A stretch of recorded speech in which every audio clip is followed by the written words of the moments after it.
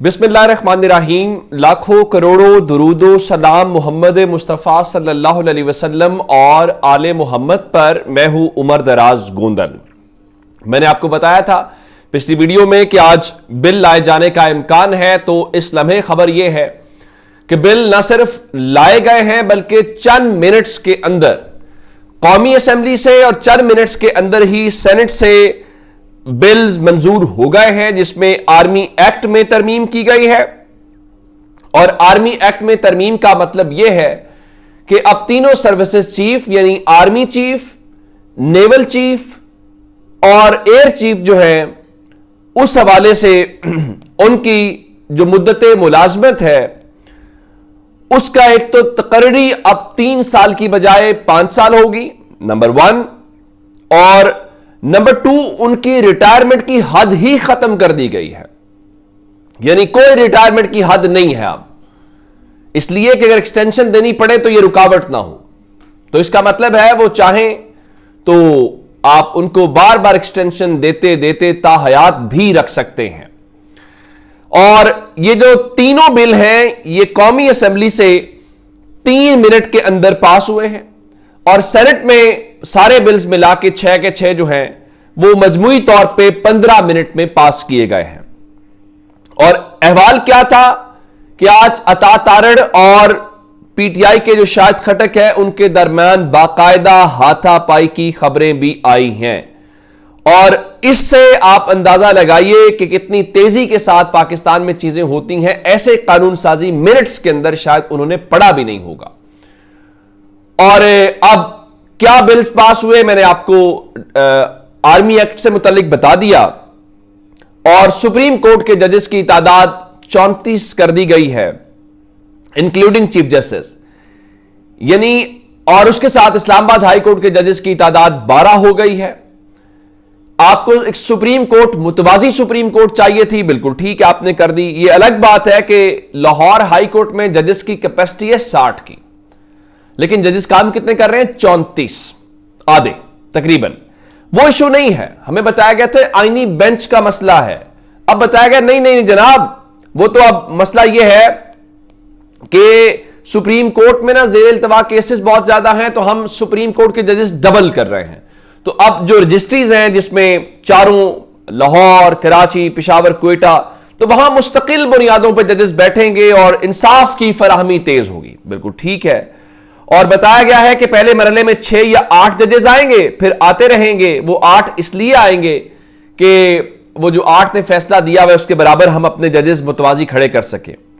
और judicial commission जी इसका फैसला करेगा, बिल्कुल ठीक है।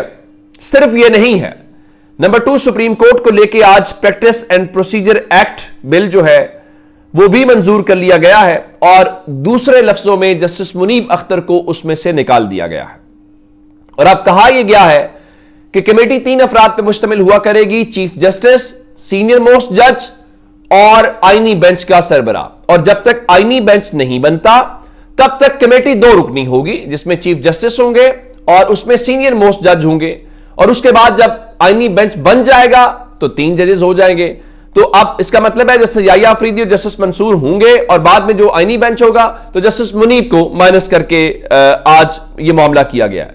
लगता यह है कि आईनी बेंच या बाकी चीजों को छोड़ के अब आपने चंद मिनटों के अंदर जो कुछ किया, एक तो जस्टिस मुनीब आपके आसाब के ऊपर सवार हैं।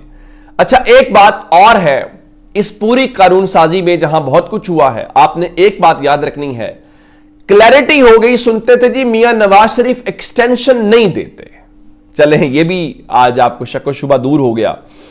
फिर जी पीपल्स पार्टी बड़ी जमहूरियत पसंद है।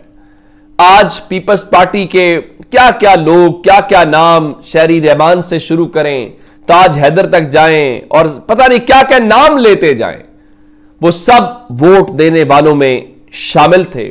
हम इल्ला माशाल्लाह इंडिया से भी आगे चले गए हैं, हम बांग्लादेश से भी आगे चले गए हैं, हम चीन से भी आगे चले गए हैं, इस सेंस में कि वहां पे भी जो रिटायरमेंट की हद है उससे जो पहले कानून था वो भी हमारा उनसे बेहतर था, ज्यादा था, लेकिन हमने उसको भी तब्दील कर दिया है।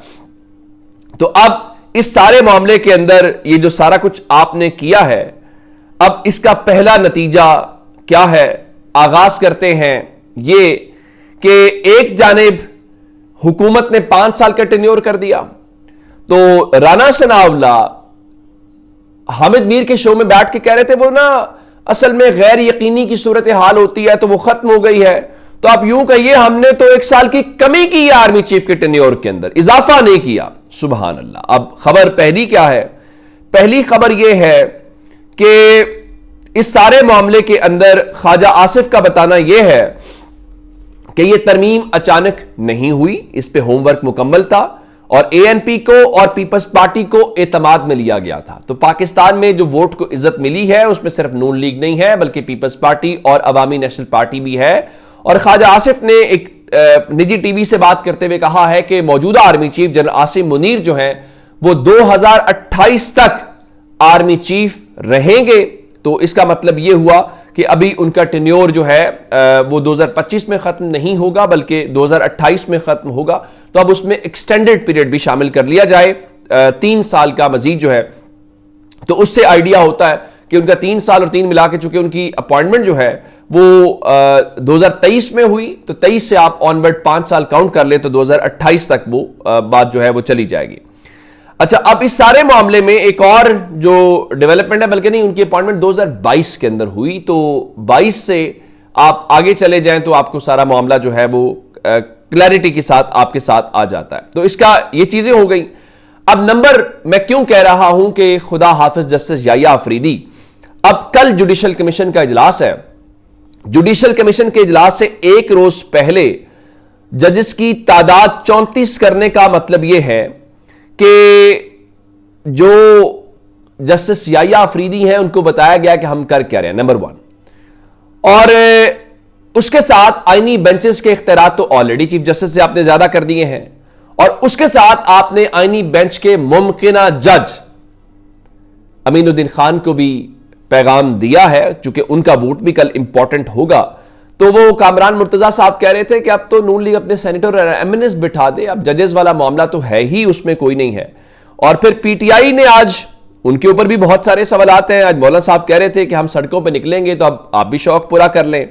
और उसके बाद तहरीक इंसाफ से माशाल्लाह पूछा, बैरिस्टर गौहर से जैसे ही निकले मतीउल्लाह जान, तो उन्होंने पूछा कि आपने इसके ऊपर क्या करेंगे, तो उन्होंने कहा जी हमने नहीं सुना बिल कौन सा पास हुआ है। यानी उन्होंने आर्मी एक्ट में तरमीम के हवाले से सिंपल कह दिया कि हमने नहीं सुना।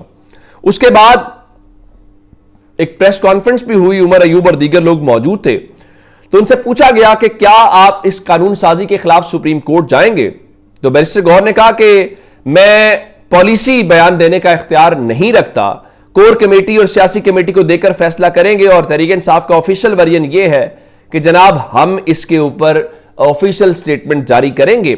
और असद कैसर कह रहे थे जी हम मौलाना साहब की बड़ी इज्जत करते हैं, मौलाना फजलुर रहमान के साथ मिलकर लाहे अमल तय करेंगे, अब हम अवामी असेंबलियां लगाएंगे। अगर आपकी पार्टी का चेयरमैन ये कह रहा हो हमने सुना क्या बिल पास किया है, और उसके बाद आप जो है असेंबली में आज ये भी नहीं कर सके कि इन बिलों को कायमा कमेटीज में भेज दें, कोई बहस तो हो जाए, तो मेरा ख्याल है कि सांप निकल गया है, लकीर पीटने का कोई फायदा नहीं है। लेकिन हां, एक बात जरूर है, माजी में भुट्टो साहब से लेके नवाज शरीफ से लेके इमरान खान, भुट्टो साहब ने जनरल ज़िया को लगाया, नवाज शरीफ जनरल मुशर्रफ को लेके आए, फिर नवाज शरीफ के इंतखाब जमहूरियत पसंद जनरल बाजवा थे, उसी जनरल बाजवा को एक्सटेंशन पीटीआई ने दी।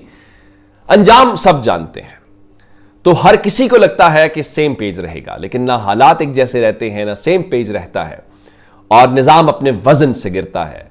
और खासकर जब आप एक्सटेंशन देंगे तो फिर इसका मतलब होता है आपने अब जल्दी जाना है। वो जल्दी कब आती है उसका बस इंतजार कीजिए। अपना बहुत सारा ख्याल रखिएगा। खुदा हाफिज।